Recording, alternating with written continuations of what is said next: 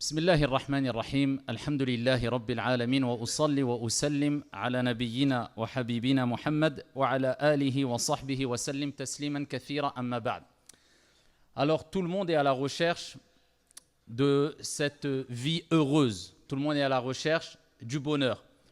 Et chacun a sa conception du bonheur et quelquefois même de la réussite. Quand je dis chacun, tout dépend de nos convictions religieuses, de notre croyance. En tout cas, ce qui m'importe ici, c'est de parler en tant que croyant musulman et je m'adresse à des croyants musulmans. On va donner quelques clés afin de pouvoir goûter à la félicité, à la réussite et au bonheur. As-sa'ada fi dunya wal akhirah bi'idhnillahi tabaraka wa ta'ala wa billahi tawfiq. On ne va pas s'étaler en citant sans exemple ou alors en donnant 100 clés, mais ça va tourner, cette intervention va tourner autour de 3 clés qui sont indispensables en tout cas. Il y a d'autres clés, il y a d'autres éléments, il y a d'autres paramètres qui rentrent en compte en dehors de ces clés-là afin de goûter au bonheur. Mais en tout cas, on ne peut se passer de ces 3 clés. C'est impossible. Celui qui prétend vouloir goûter au bonheur éternel en se passant de ces 3 clés que je vais vous donner ou d'une de ces 3 clés, eh bien, il se trompe complètement. Je me répète, je parle en tant que croyant musulman. Après, libre à chacun de croire à ce qu'il veut et d'avoir sa conception du bonheur comme bon lui semble. Mais en tout cas, nous, on a notre conception du bonheur et cela est vérifié dans la vie de tous les jours. Quand on est croyant et qu'on met en application ces clés, eh bien, on ressent le bonheur. Et on peut traduire le bonheur par un sentiment. C'est un sentiment, bien sûr, le bonheur, puisque ce sentiment réside dans le cœur. On le sait toutes et tous, on ressent quelque chose dans le cœur quand on est heureux. Donc c'est un sentiment. Le bonheur, c'est un sentiment intérieur qui se manifeste par le calme de l'esprit. C'est ce que tout le monde cherche. Souvent, quand tu dis à des parents, voilà est-ce que ça va, et quand les parents nous disaient, à l'époque, même jusqu'à aujourd'hui, les personnes plus âgées ont l'habitude de répéter cette même phrase. Quand on leur dit est-ce que ça va, qu'est-ce que tu souhaites, ils disent, on veut quoi? L'ahna. C'est ça? L'ahna, parce que ça n'a pas de prix.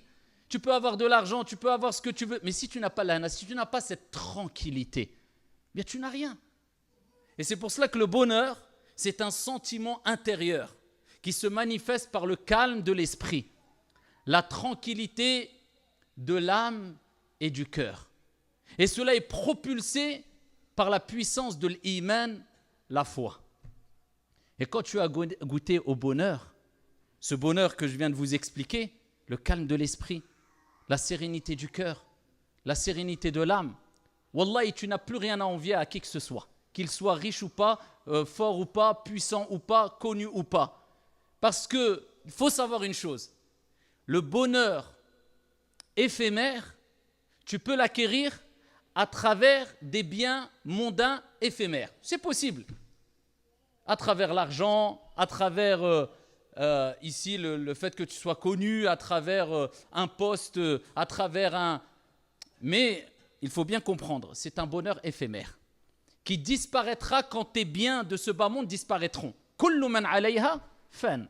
Et tout ce qu'il y a sur la surface de la terre est voué à éphémérité. Donc ton bonheur ne perdurera pas. Puisque tu as basé ton bonheur sur une chose éphémère, l'argent. Ça va rester l'argent? Est-ce que tu prendras juste 1 euro avec toi dans la tombe? Est-ce que juste la clé de chez toi, il y a un intérêt que tu la prennes avec toi dans la tombe? Donc tu as basé ton bonheur sur une cause éphémère, ton bonheur ne sera qu'éphémère. Mais la vraie réussite, le vrai bonheur, la vraie vie heureuse réside dans ce qui n'est pas éphémère. Et ce bonheur-là ne s'achète pas, mais il se gagne. En gagnant l'amour de celui qui accorde le bonheur à qui il veut, quand il veut, Allah subhanahu wa ta'ala. Donc le bonheur éternel, parce que c'est un bonheur éternel. Le croyant qui a goûté à ce bonheur-là sera heureux, on est bien d'accord, ici-bas, mais aussi dans le delà. Puisqu'Allah subhanahu wa ta'ala aura été satisfait de lui, et Allah azza wa jal, de par sa miséricorde et sa compassion et sa justice, aura placé le bonheur dans son cœur ici-bas, et s'il a mérité le bonheur ici-bas, il goûtera au bonheur dans le delà. Jaza'an wifaqa.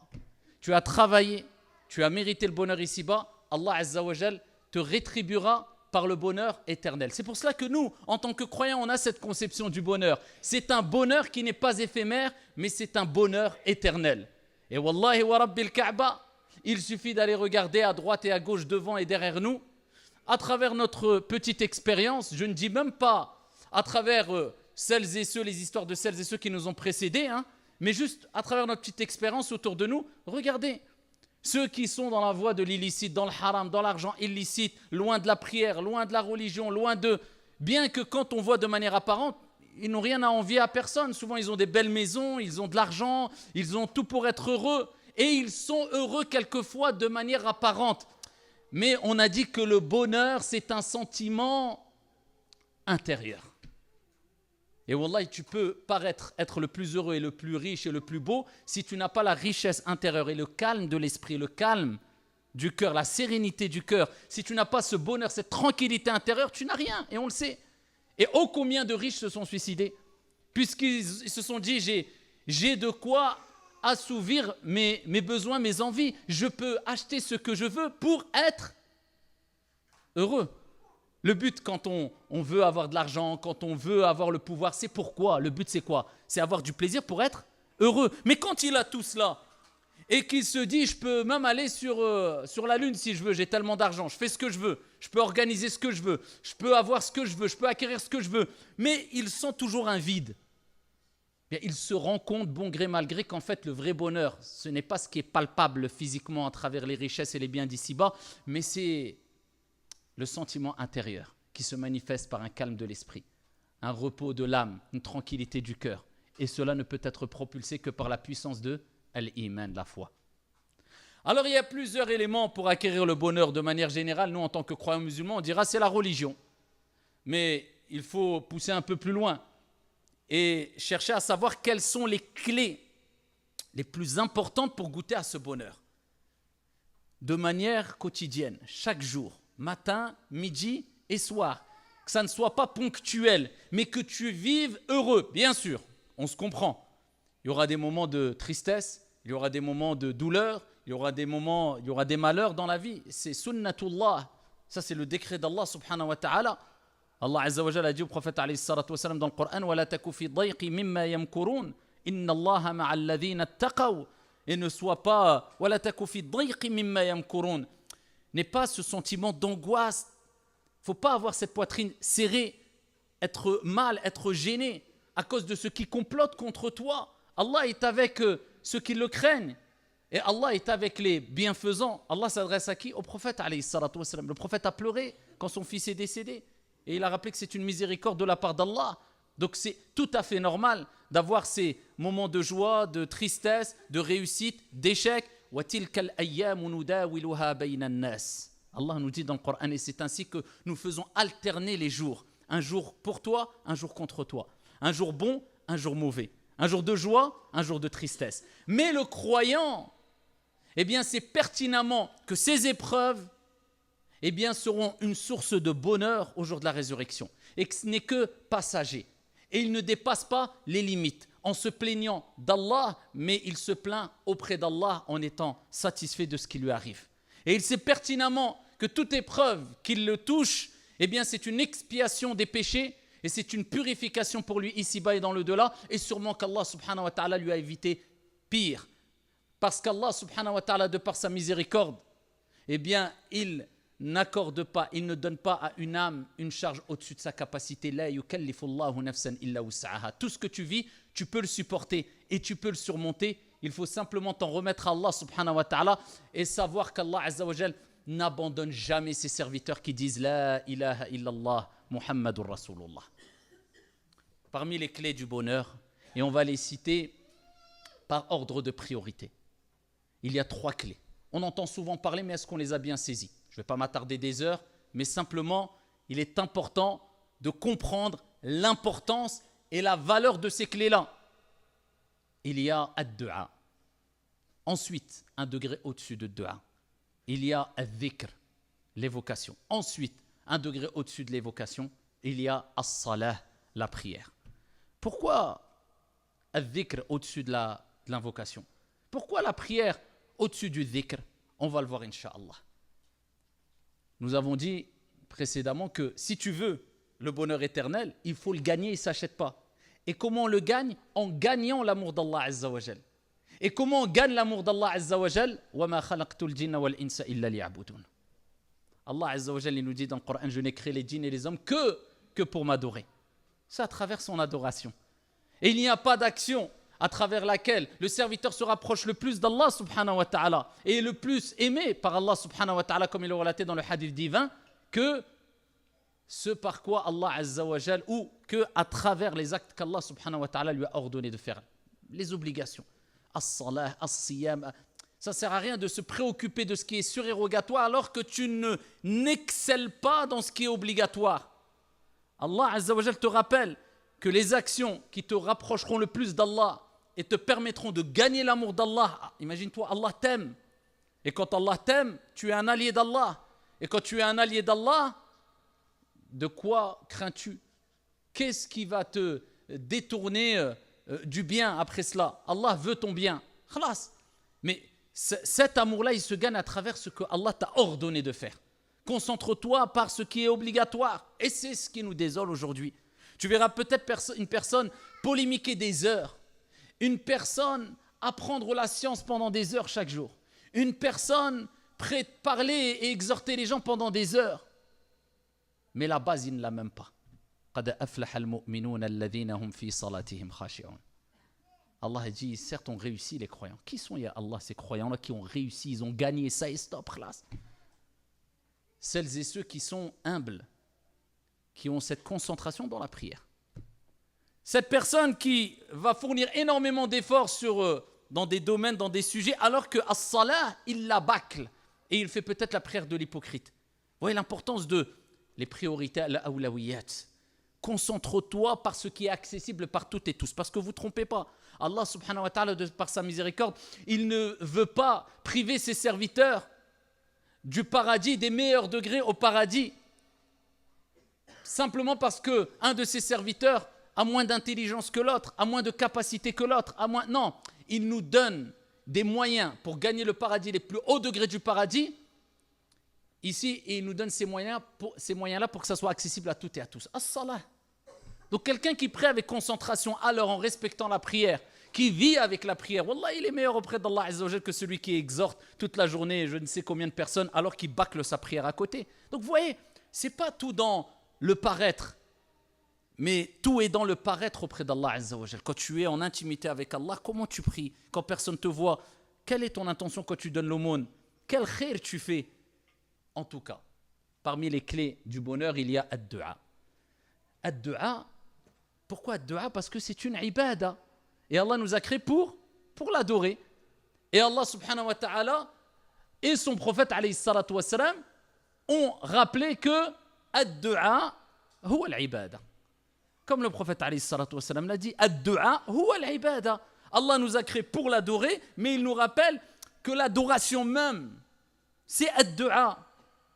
Parce que tu concrétises le tawhid, l'unicité d'Allah, ce pourquoi Allah nous a créés à travers ad-du'a. Tu ne demandes pas à Foulan, mais tu demandes à Allah. Tu espères pas de Foulan, mais tu espères d'Allah. Tu attends la réponse, non pas de Foulan, mais d'Allah. Tu places ta confiance en Allah Azza wa Jal et pas à Foulan et la akhiri.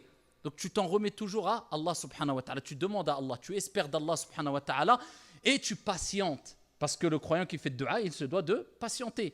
Comme le prophète alayhi salatu wa salam a dit, Allah exauce les invocations tant que le serviteur ne se précipite pas en désespérant de l'exaucement. Oh, j'ai invoqué pendant tel et tel jour, telle et telle semaine, et Allah n'a pas accepté mon invocation. Alors que peut-être, juste quand il a dit cela, Allah allait accepter son invocation.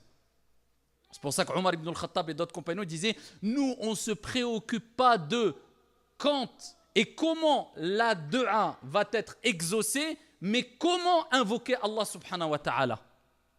Eux, ce qu'ils voulaient, c'est pas est-ce qu'Allah va accepter mon invocation? Non, comment j'invoque Allah? En me concentrant, en ayant un cœur présent, car le prophète alayhi salatu wa salam a dit Allah n'accepte pas l'invocation venant d'un cœur inattentif. En respectant les bienséances, je commence en glorifiant Allah subhanahu wa ta'ala, en priant sur le prophète sallallahu alayhi wa sallam. Ensuite, at-takhliya qabla at-tahliya, la purification avant l'ornement, je demande pardon à Allah subhanahu wa ta'ala. Ensuite, ici, je demande ce que je veux. Je termine par la prière sur le prophète alayhi salatu wa sallam. Pourquoi? Parce qu'il savait que dès qu'il lève les mains, ils sont en train d'adorer Allah. Qu'Allah a accepté ton invocation ou pas, tu as adoré Allah subhanahu wa ta'ala. Ad-du'a huwa al-ibada. Et votre Seigneur a dit, invoquez-moi, j'accepterai votre invocation. Innal ladhina yastakbiruna an ibadati. Donc Allah Azza wa Jalla a dit, quant à ceux qui s'enorgueillissent, quant à mon adoration, qui ne veulent pas m'invoquer, mais comment il a appelé l'invocation? An ibadati, mon adoration. Donc Allah a appelé ad-du'a al-ibada aussi. Comme le prophète alayhi salatu wasalam on a dit, ad-du'a huwa al-ibada. L'invocation, c'est l'adoration même.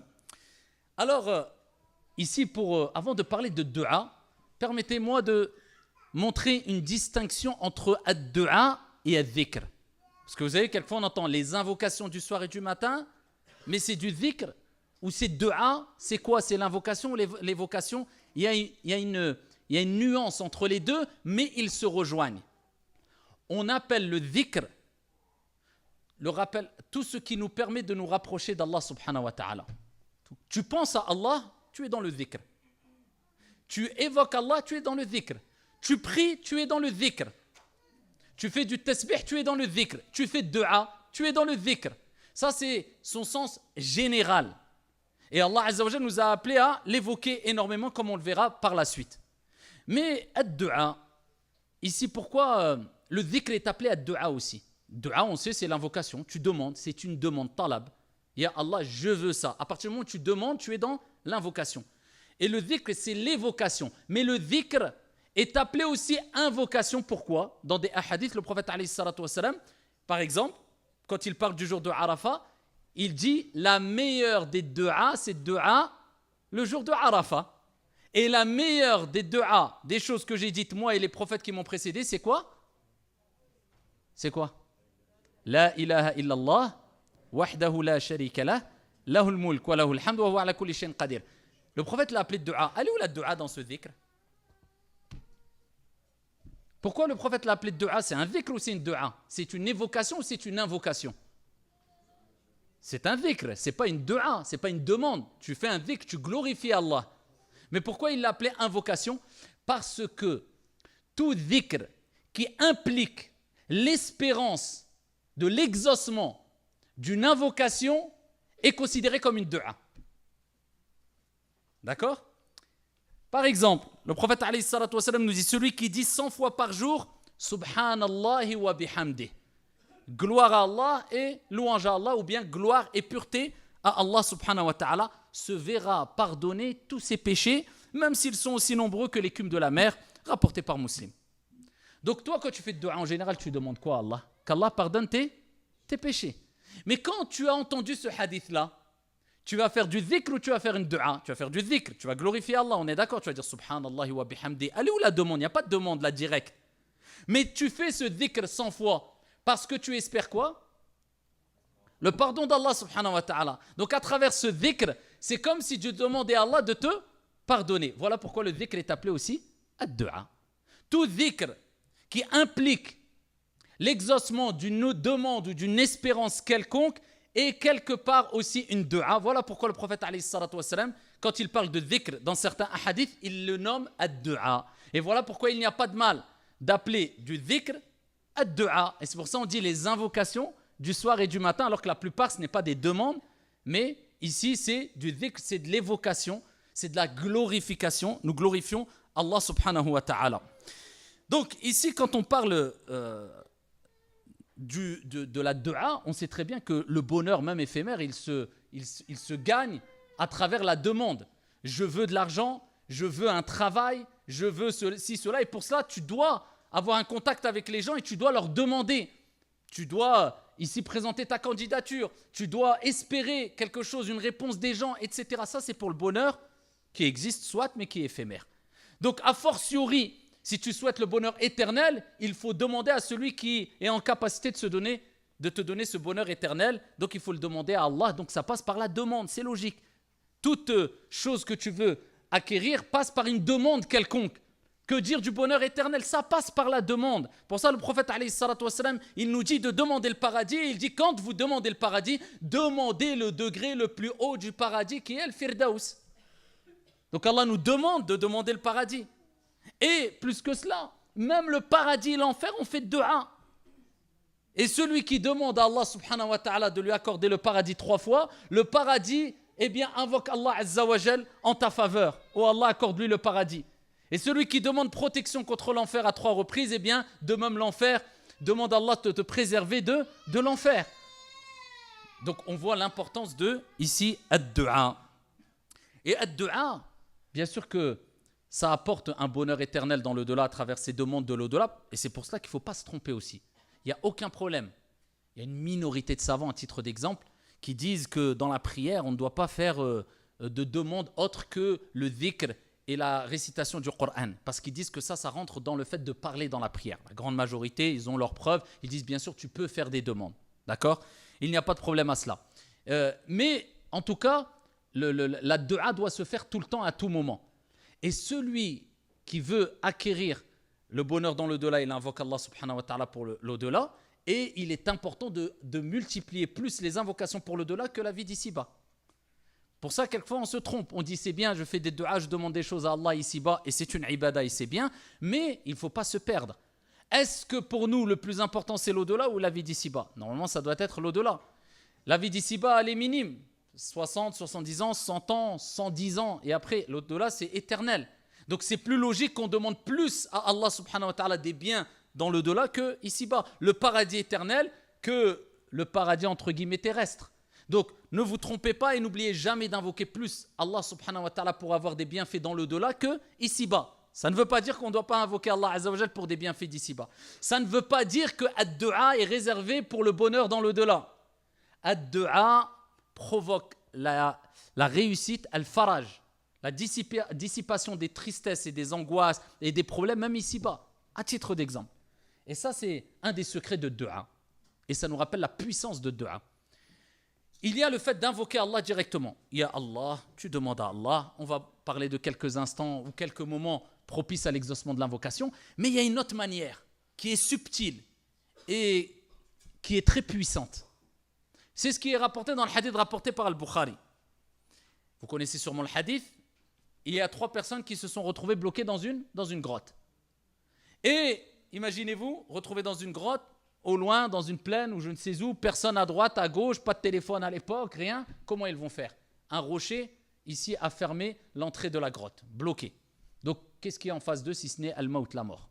Mais quand tu as la conviction que quand toutes les portes se ferment, il reste une porte qui restera toujours ouverte et qui est « Wa tawakkal ala al-hayy alladhi la yamut » et place ta confiance en le vivant qui ne meurt jamais, Allah subhanahu wa ta'ala, eh bien, quand tu auras cette conviction-là face aux épreuves, eh bien, tu verras. Tu verras que les portes s'ouvriront bi'idhnillah azza wa jal. Allah fait ce qu'il veut quand il veut et Allah est capable de toutes choses. C'est une question de yaqin, de certitude, de tawakkul, confiance en Allah azza wa jal, et tu manifestes cette confiance et cette certitude normalement dans ces moments-là à travers ad-du'a. Parce que qu'est-ce que tu vas pousser la pierre, tu vas faire l'écho, tu vois, il faut faire les causes dans l'islam, tu peux pas. Tu vas faire quoi ? Ad-du'a, demande à Allah subhanahu wa ta'ala. Vous voyez que c'est un moyen dont on ne peut pas se passer normalement. Le croyant ne peut pas se passer de la demande. Et ici, qu'est-ce qu'ils ont fait ? Alors, il y a une première personne qui a invoqué Allah azza wa jal en disant « Ya Allah, un jour, j'ai fait telle et telle chose. » Il a rappelé qu'un jour, alors qu'il était proche de ses parents qui étaient très âgés, regardez les actions que faisaient les pieux et les vertueux, eh bien, il a pris du lait et il est parti à côté de ses parents pour leur donner à boire de lait, ses parents qui étaient très âgés, et ils se sont endormis. Et qu'est-ce qu'il a fait ? Eh bien, il est parti paître ses bêtes et ensuite il est revenu et il est resté toute la nuit au chevet ou au proche de ses parents afin que, ici, s'il se réveille, eh bien, il leur donne à boire du lait. Toute la nuit avec son bol de lait comme ça. Nous juste patienter 10 minutes, j'ai pas le temps, Allah ya'oun. Toute la nuit, juste pourquoi ? S'il se réveille, hop, je peux leur donner du lait. Et jusqu'au matin, et ensuite il a mis priorité sur le reste de sa famille, et là, il a donné du lait à ses parents. Il a dit, Allah, si je l'ai fait, cette action pour toi, libère-nous. La pierre, elle s'est déplacée un peu. Ouais, la puissance de dua à travers des bonnes actions que tu as faites. Donc, lorsque tu es dans des situations surtout critiques, où tu vois que toutes les portes se ferment, souviens-toi, et ça doit nous motiver à faire des actions dont personne n'a connaissance, et on les a fait vraiment pour Allah subhanahu wa ta'ala, des belles actions. Eh bien, utilise ces belles actions-là que tu as faites afin de demander à Allah subhanahu wa ta'ala de te venir en secours ici quand tu as besoin de lui.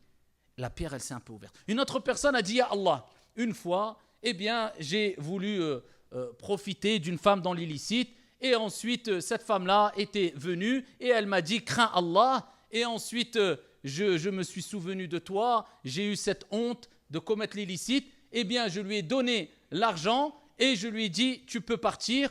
Et par crainte envers toi, ya Allah. Ya Allah, si j'ai fait cette action pour toi, eh bien, libère-nous. La pierre s'est encore un peu ouverte. Elle s'est déplacée plutôt. L'entrée s'est libérée. Et donc, il ne pouvait pas encore passer. Une troisième personne a dit, ya Allah. Elle a dit, moi, j'avais des employés. Et le jour où j'ai voulu payer mes employés, il manquait un employé. Il n'était pas là. Eh bien, qu'est-ce que j'ai fait? J'ai gardé son argent. Je l'ai fait fructifier son argent.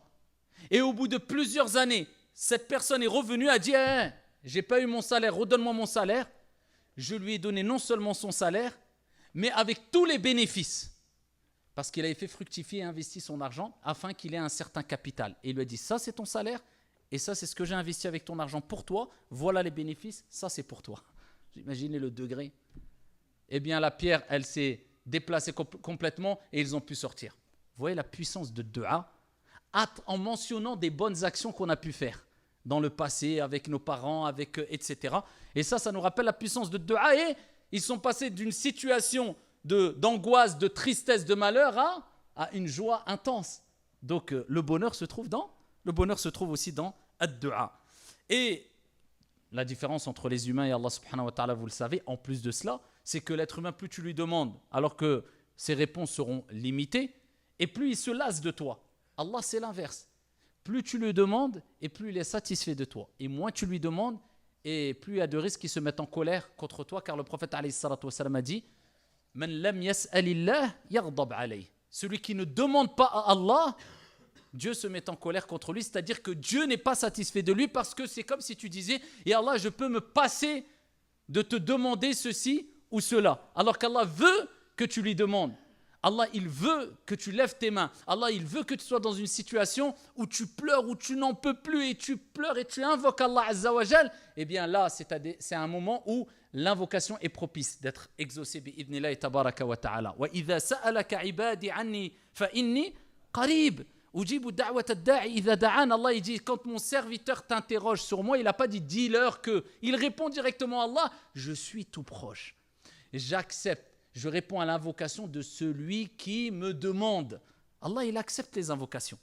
Mais pourquoi alors vous allez me dire, oui, mais j'invoque, j'ai toujours pas de résultat. Tu penses qu'il n'y a pas de résultat, mais peut-être qu'il y a eu de grands résultats. Car le prophète alayhi salatu wassalam fi sahih a dit, quand le serviteur invoque Allah subhanahu wa ta'ala, il se passe une des trois choses, comme vous le savez sûrement.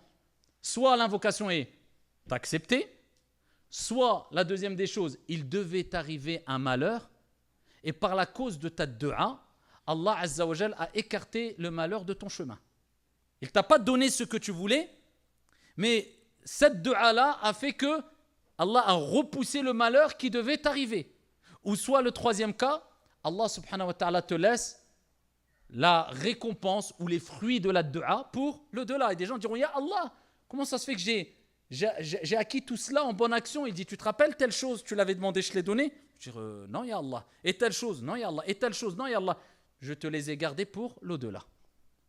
Donc, dans tous les cas, invoquer.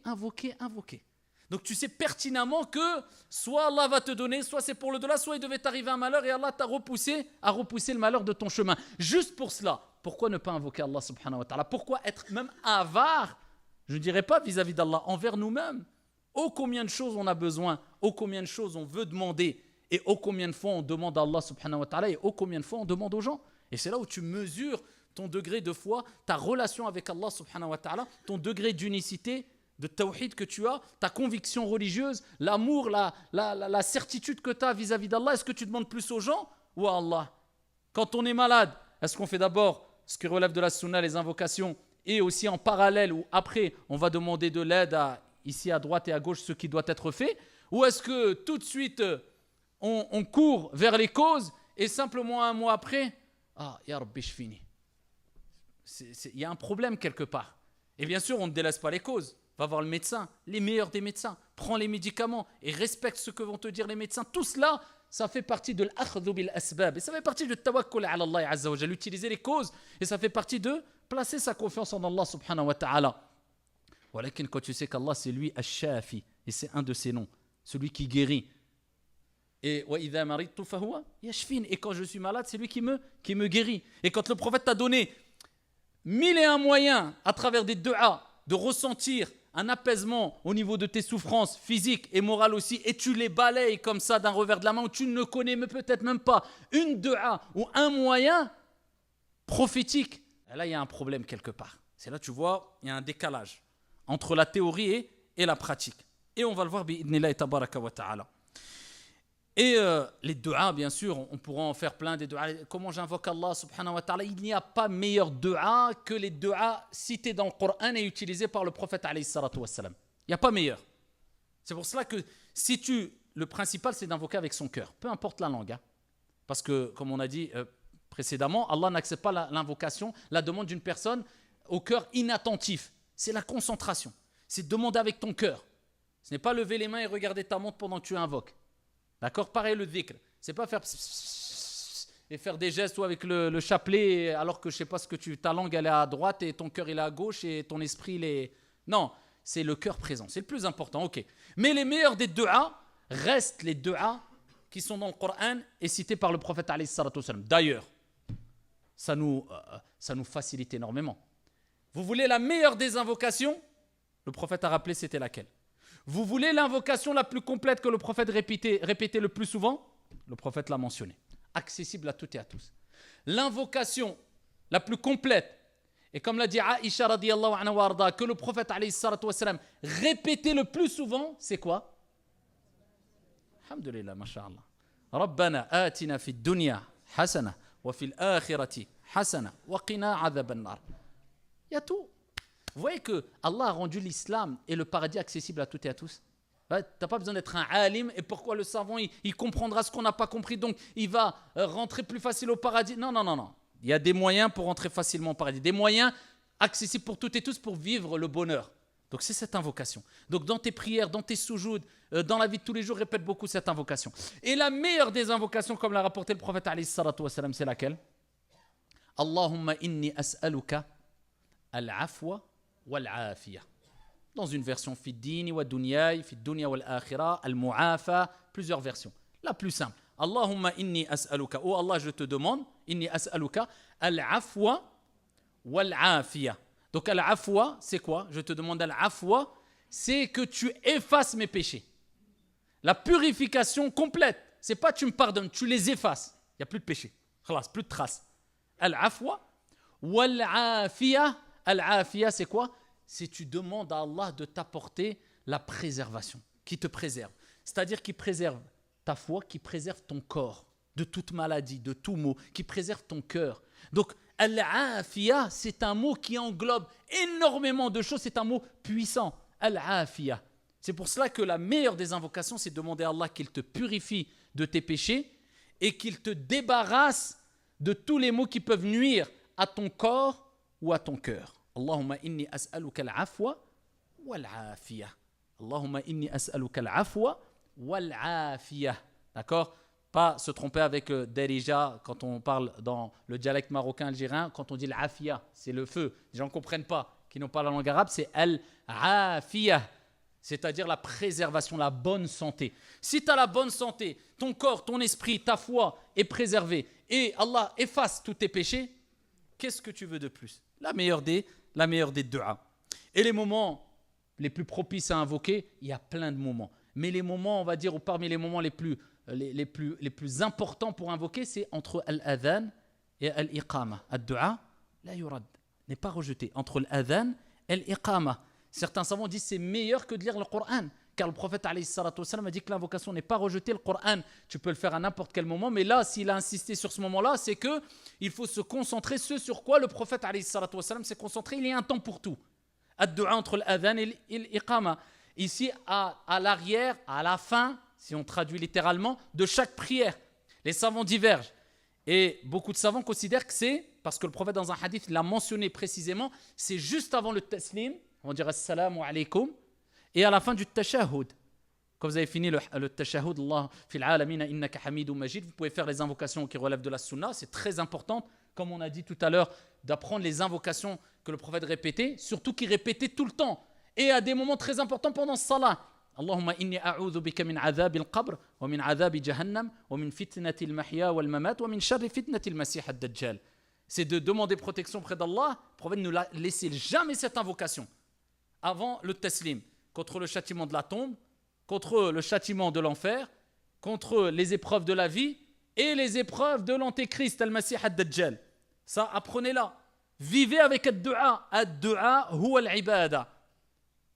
Et donc, ensuite, faites des du'a, faites des invocations.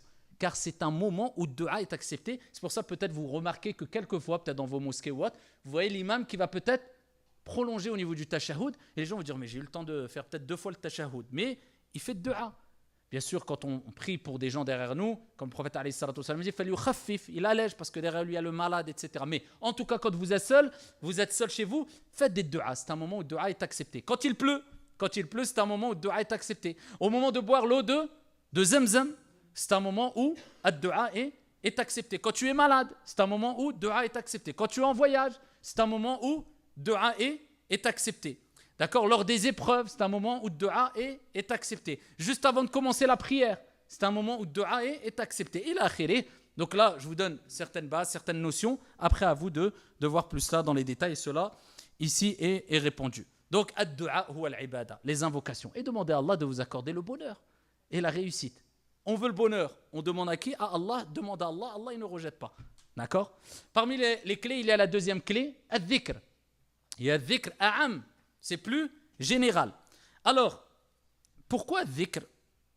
Ici, ça serait plus important que du'a et ça devance du'a. Et c'est pour ça que je vous dis, je vais vous les donner par ordre de priorité.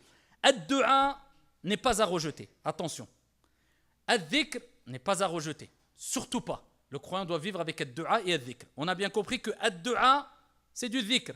D'accord? Et le dhikr est appelé ad-du'a aussi. Mais le dhikr, c'est un terme dans son sens général qui englobe tout. La prière, le jeûne, le pèlerinage, tout ça c'est du dhikr. وَالذَّاكِرِينَ اللَّهَ كَثِيرًا وَالذَّاكِرَاتِ أَعَدَّ اللَّهُ لَهُمْ مَغْفِرَةً وَأَجْرًا عَظِيمًا. Allah dit celles et ceux qui évoquent fréquemment Allah subhanahu wa ta'ala. Beaucoup. Il n'a pas dit qui évoquent simplement. Qui évoquent beaucoup Allah azza wa jalla. Allah leur a préparé un pardon et une énorme récompense. Allah aime celles et ceux qui multiplient le dhikr. On est d'accord? Et le dhikr, c'est une source, une cause de bonheur. C'est pour ça qu'Allah dit dans le Coran al-Karim, on avait dit en introduction, le bonheur, c'est un sentiment intérieur qui se manifeste par le calme de l'esprit, la sérénité du cœur. Allah dit dans le Coran, Ala bi dhikrillahi tatma'innul qulub. N'est-ce pas avec le rappel d'Allah que les cœurs se tranquillisent? Donc c'est le bonheur. Si ton cœur est calme et tranquille, ça n'a pas de prix. On le sait toutes et tous, toutes les épreuves qu'on a pu vivre dans notre vie. Tu as la plus grande des villas, le compte en banque le plus plein, tu as tout le bonheur que tu veux. Mais si tu entends une mauvaise nouvelle, je ne sais pas, un de tes enfants, qu'Allah les préserve et nous préserve toutes et tous, qui s'est égaré complètement, qui est tombé dans le haram, est-ce que tu vas être heureux parce que tu dis, oh, bah, j'ai une belle maison. Wallahi, tu ne dormiras pas, vrai ou pas?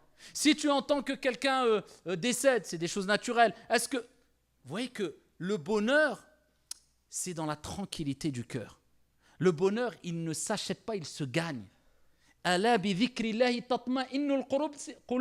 pour ça que même dans les moments les plus difficiles qu'on ne peut éviter, comme la mort, eh bien, on cherche quand même le bonheur à travers le dhikr. Tout de suite, inna lillahi wa inna ilayhi raji'un. Donc, même au moment du malheur, tu fais du dhikr, ton cœur s'apaise et tu goûtes au bonheur. Donc le bonheur se trouve dans le dhikr. Quelqu'un qui ne vit pas avec le dhikr, il peut vous mentir jour et nuit, c'est pas possible qu'il ait le cœur tranquille et qu'il soit heureux. C'est pas possible. Même s'il est musulman, hein, même s'il est croyant.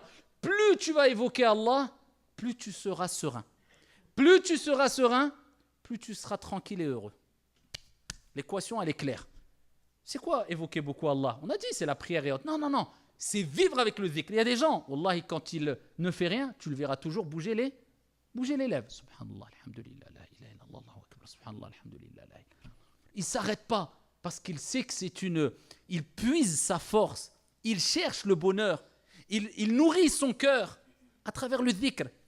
Et le cœur ne se rassasie pas du dhikr. Il en veut toujours encore. Et plus tu lui en donnes, et plus il se calme, et plus il est serein, et plus il manifeste ici un sentiment de bonheur et qui se répercute dans ta vie, dans tes faits, dans tes gestes, dans ton entourage, etc. Le dhikr et le dhikr. وَالذَّاكِرِينَ اللَّهَ كَثِيرًا. Et le dhikr, on pourrait en parler longuement, mais ce qui est important de dire et de rappeler, c'est un hadith où le prophète alayhi salatu wassalam a dit, Allah subhanahu wa ta'ala a dit, Man shaghalahu dhikri an mas'alati a'taytuhu afdala ma u'ti sa'ilin. Celui qui se préoccupe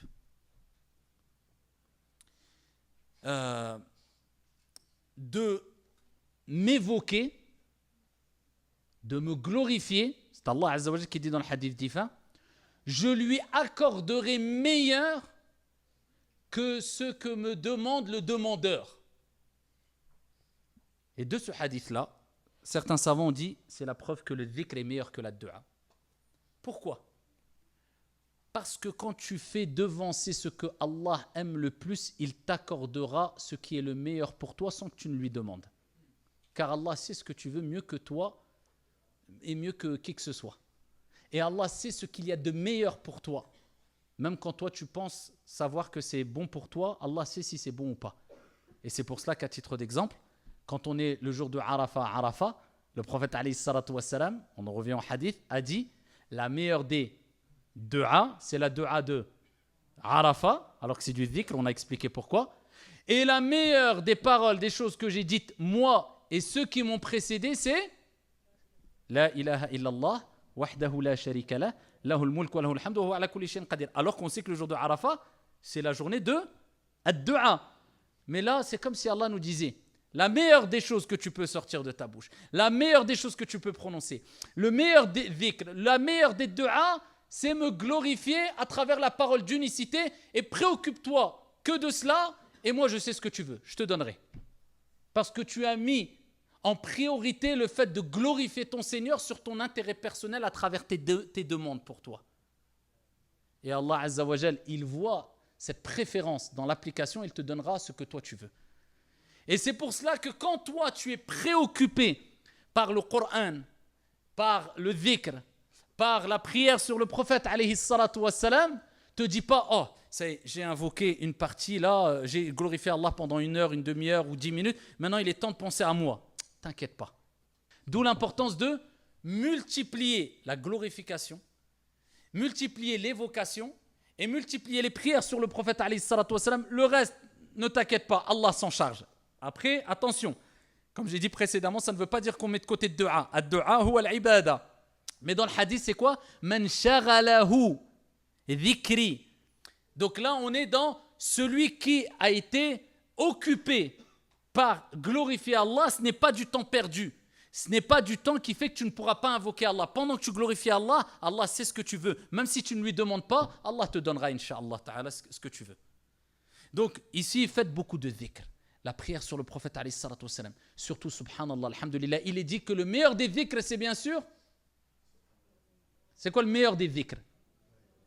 Al-Qur'an. Ici, Allah dit, c'est nous qui avons descendu le dhikr. Wa inna lahu la hafidhun, et nous en sommes garants protecteurs. Allah, il a appelé le Qur'an al-dhikr, le rappel. Donc le Qur'an, c'est le dhikr et c'est le meilleur des dhikr parce que c'est kalamullah subhanahu wa ta'ala. Law anzalna hadha al-Qur'an ala jabal, la ra'aytahu khashi'an mutasaddi'an min khashyatillah. Wa tilka al-amthal nadribuha lin-nas. Si nous avions révélé le Coran sur une montagne, tu l'aurais vu humilier, se fendre par crainte d'Allah subhanahu wa ta'ala. Une montagne pulvérisée, se fendre, c'est quelque chose de puissant, kalamullah. Donc, vivre avec le Coran, c'est vivre avec le dhikr et c'est le meilleur des dhikr. Après le Coran, beaucoup de savants disent que c'est le tasbih, subhanallah. En tout cas, on sait que les meilleures paroles auprès d'Allah Azza wa Jalla, kama ja'a fi sahih, c'est subhanallah, alhamdulillah, la ilaha illallah, Allahu akbar. Il y a plein de paroles comme cela, la hawla wa la quwwata illa billah, qui est un trésor parmi les trésors du paradis, et celui qui multiplie la hawla wa la quwwata illa billah, Allah subhanahu wa ta'ala va changer sa situation mauvaise vers une situation meilleure. Le dhikr, c'est un monde dont on ne peut pas se départager, se défaire. On ne peut pas vivre sans dhikr. C'est impossible. Donc, glorifiez énormément Allah subhanahu wa ta'ala et surtout, n'oubliez pas la base, les invocations du soir et du matin. Et c'est désolant de voir des gens qui négligent les invocations du soir et du matin en pensant que c'est juste quelque chose qui, de temps en temps, mais c'est la base. C'est la base. Vous savez que le prophète alayhi salatu wa sallam dit, celui qui dit 3 fois Bismillahilladhi la yadurru ma'a ismihi shay'un fil ardi wala fis sama' wa huwa as-sami'ul alim, rien ne pourra le nuire dans la journée. Est-ce qu'on dit tous les matins, on ne laisse jamais cette invocation? Et le soir aussi, Bismillahilladhi. Attention, ça n'a strictement rien à voir.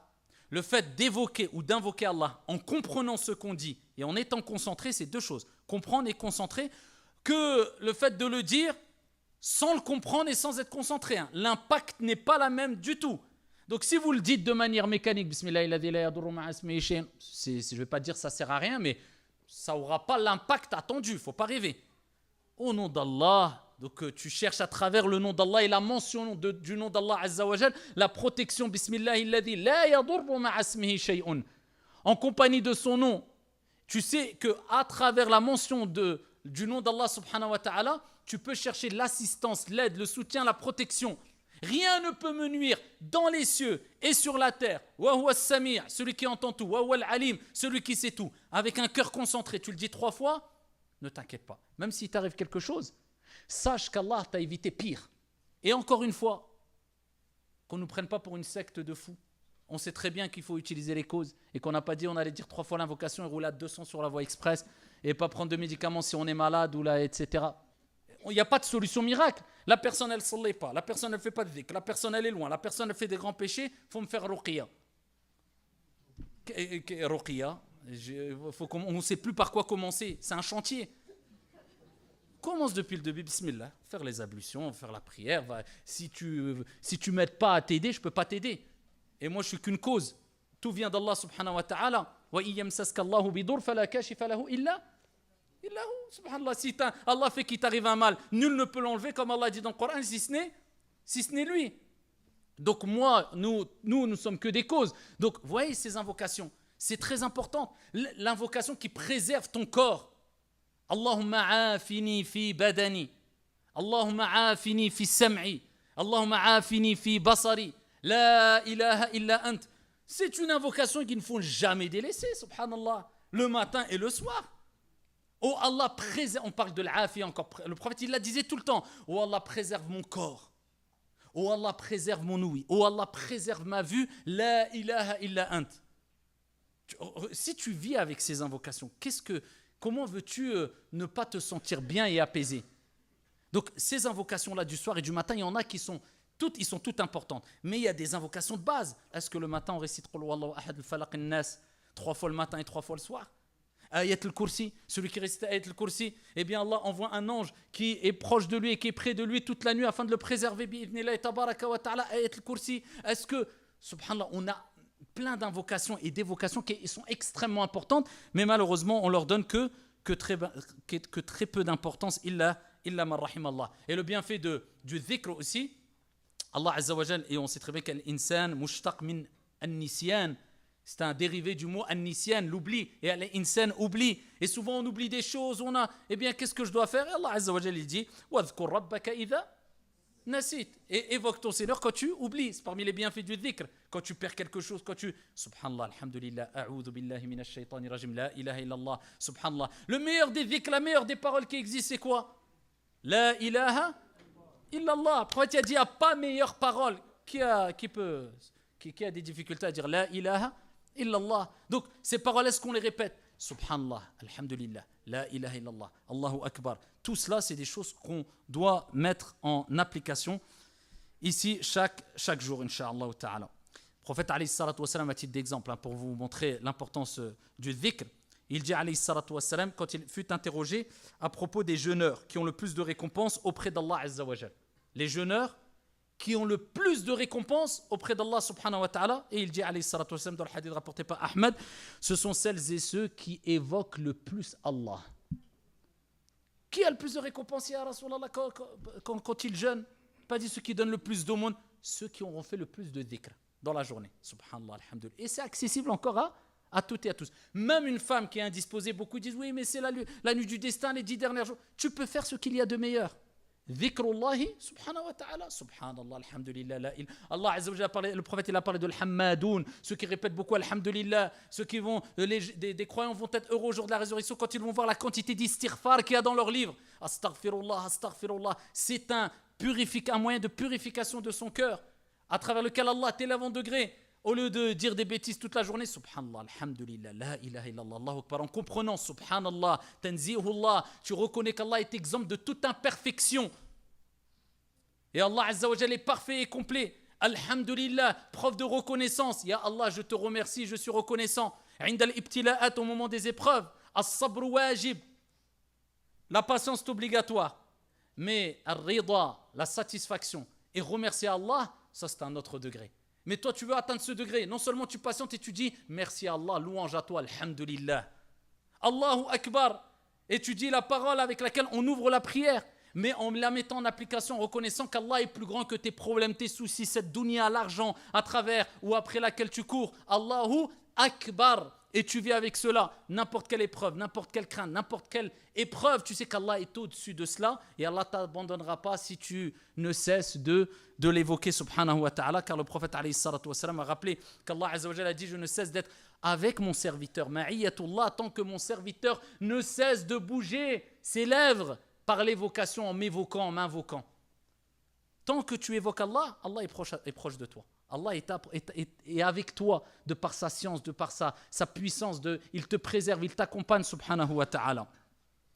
Et ici, on terminera avec la troisième clé rapidement, bien sûr, c'est as-salah. Et as-salah, c'est le meilleur des dhikr.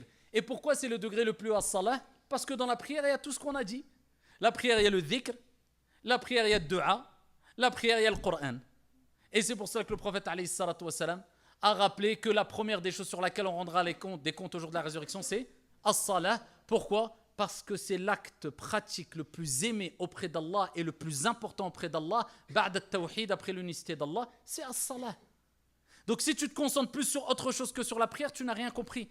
As-salah, c'est quoi? Inna as-salata kanat 'ala al-mu'minina kitaban mawquta, c'est de la faire à son heure. La prière, c'est une source de bonheur. Et pourquoi pas? Aïcha radiyallahu anha wa ardaha a dit, lorsque le prophète alayhi salatu wa salam était préoccupé par quelque chose ou vivait une épreuve, il accourait vers quoi? Vers la prière. Quand ils avaient des épreuves, quand ils étaient dans des moments d'épreuves, de difficultés, le prophète, il avait l'habitude de dire, il avait hâte que l'heure de la prière rentre, et il disait, Ya Bilal, arihna biha. Ya Bilal, apaise-nous avec elle, c'est-à-dire en faisant l'appel à la prière. Ils avaient atteint le degré qui est, on cherche le repos, la tranquillité et la sérénité intérieure dans la prière. Alhamdulillah. Et par contre, dans la prière, il ne faut pas que ça soit un moment de pause pour faire le point sur ta vie, parce que c'est calme. Et là, tu fais tout le bilan. Ah tiens, j'ai oublié d'acheter ça, j'ai oublié de faire... Non, c'est un moment pour faire le point sur ta foi et ta relation avec Allah subhanahu wa ta'ala. C'est maintenant que ça se passe, c'est pendant la prière. Au début, on devait faire combien de prières? 50. Si on fait le calcul, ça veut dire qu'Allah subhanahu wa ta'ala voulait qu'on passe quasiment toute notre journée en prière. 50 prières, si tu comptes 10, 15 minutes par prière, les ablutions, le dhikr après. Donc en fait, on comprend que quand Allah dit « Je n'ai créé les hommes et les djinns que pour m'adorer », on comprend que la plus grande des adorations, c'est as-salah. Et on comprend le verset « Je n'ai créé les hommes et les djinns que pour m'adorer ». C'est comme s'il disait aussi que pour prier quelque part. Parce que c'est l'élément le plus important. Bien sûr, ce n'est pas que pour la prière, mais il y a d'autres choses. Mais la prière a une énorme place. Comment ça se fait qu'aujourd'hui on la bâcle? Eh bien, si tu bâcles la prière et si tu te précipites afin de te débarrasser de la prière, eh bien, sache que ici, Allah subhanahu wa ta'ala tardera avant de t'accorder ce que tu souhaites. Et plus tu prends ton temps dans la prière, et plus ce que tu souhaites en dehors de la prière accomplir ou autre, et plus tu as des chances que cela se réalise concrètement. Parce que tout le bonheur est dans la prière. La sérénité, toute la sérénité est dans la prière. La réussite, toute la réussite, elle est dans la prière. قَدْ أَفْلَحَ الْمُؤْمِنُونَ الَّذِينَ هُمْ فِي صَلَاتِهِمْ خَاشِعُونَ.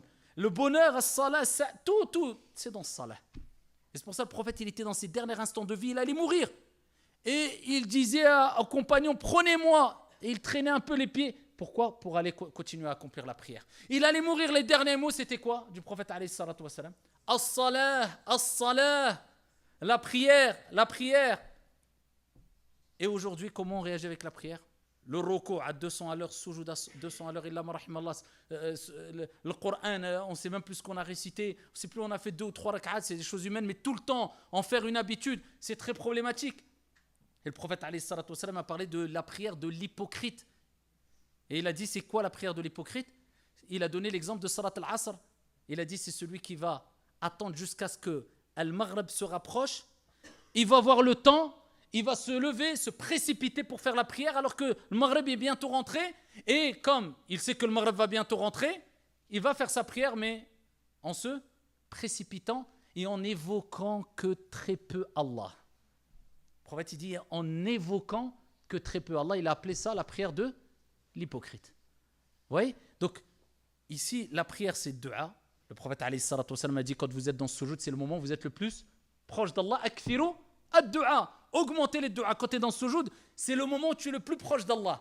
Augmente les dua. Mais on précède ad-dua par quoi? Par le dhikr. Encore une fois, l'importance du dhikr. Subhana rabbiyal a'la. Gloire à Allah le Très-Haut au moment où tu as l'endroit le plus élevé de ton corps, tu le rabaisses à l'endroit le plus bas et tu rappelles que Allah c'est le plus haut. Subhana rabbiyal a'la. Et là, quand tu as dit cela, après invoque Allah Azza wa Jal. Si tu veux te satisfaire du dhikr, tu as compris. Subhana rabbiyal a'la. Dans le ruku', Subhana rabbiyal azim. Et quand tu fais ton tashahhud doucement, et quand tu fais le prophète alayhi salatu wa salam a parlé vous savez qu'il y a une personne qui était venue saluer le prophète à 3 reprises. Assalamu alayka ya Rasulallah. Le prophète alayhi salatu wa salam lui a dit Irji' wa salli fa innaka lam tusalli. Retourne et prie, tu n'as pas prié. Il repart faire la prière, il revient voir le prophète après. Assalamu alayka ya Rasulallah. Le prophète lui répond, il dit retourne prier, tu n'as pas prié. Une 3e fois, Assalamu alayka ya Rasulallah. Il lui dit retourne prier, tu n'as pas prié. Il dit ya Rasulallah, wallah, je connais que cette prière. Il dit moi, apprends-moi. Et là le prophète il lui a dit quand tu fais ta prière, voilà comment tu pries. Il lui a rappelé que quoi? Quand tu fais le ruku', attends un instant. Et dis Subhana Rabbiyal Azim. Et ensuite, relève-toi du ruku', attends un instant. Ensuite, fais ta prosternation, attends ton ma'nina. Ici, là, le moment d'apaisement. Et il lui a appris à faire la prière de manière apaisée. Si tu veux goûter à l'apaisement du cœur et la sérénité, la tranquillité de l'âme et du cœur, prie en étant serein et calme. Ça va se répercuter ici dans ton fort intérieur, Inch'Allah ta'ala, une répercussion ici dans la vie de tous les jours. Donc, c'est pour ça que la prière, c'est une source de bonheur. Inna as-salata tanha 'anil fahsha'i wal munkar. En plus, ça t'éloigne de tout ce qui est mal, la turpitude, etc., le blâmable. Mais c'est la prière qui est bien accomplie dans son temps avec concentration. En tout cas, on n'est pas parfait, mais essaye de faire un effort par rapport à cette prière qui est souvent malheureusement bâclée. Alors, on aurait pu parler longuement de chaque point encore, mais le but, c'est, surtout qu'il fait très chaud là, le but, c'est simplement de vous rappeler qu'on ne peut goûter au bonheur que si on a compris quelles sont ces clés-là, ces 3 clés principalement, à savoir ad-du'a, ensuite ad-dhikr, ensuite as-salah. Si tu préserves ces 3 clés, wallahi bi'idhnillahi tabaraka wa ta'ala, tu ne peux que goûter à l'apaisement, à la sérénité et au bonheur, incha'Allah ta'ala. Wallahu a'lam, walhamdulillahi rabbil alamin.